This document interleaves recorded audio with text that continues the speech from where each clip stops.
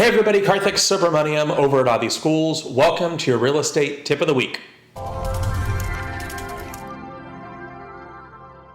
Now today's tip of the week is all about the 4 things that are required in order to have a valid contract. The 4 things, and you'll see these on the screen, are number 1, capable parties. Number 2, offer and an acceptance. Number 3, lawful object. And number 4, something called consideration. So those are the 4 things that are required in order to have any contract. Capable parties, offer acceptance, lawful object, and consideration. Let's start with the first one, and that is capable parties. Every single one of us is capable except 3 groups of people. Those 3 are minors, persons of unsound mind, and generally people that are in prison. And there are exceptions to some of these. For example, if you're a minor, you would be able to enter into a contract if you were at one time married. Number 2, you've been emancipated by a court. Or number 3, you join the military. So if you're married, of course, and you might see this question on the test, question goes like this. Kid gets married at 16, divorced at 17. 17-year-old divorced kid walks into the office wanting to buy a house.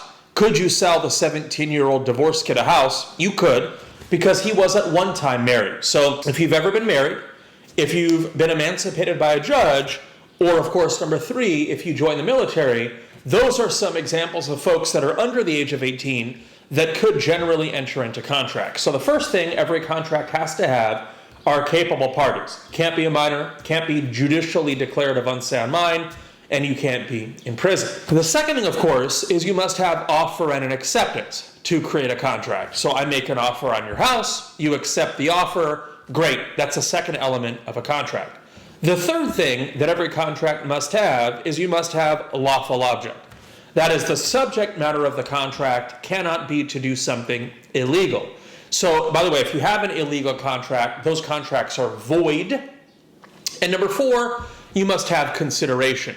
Consideration does not mean that you considered it. Consideration is something of value gets exchanged from one party to the other. So I give you money, you give me your house. That's adequate consideration.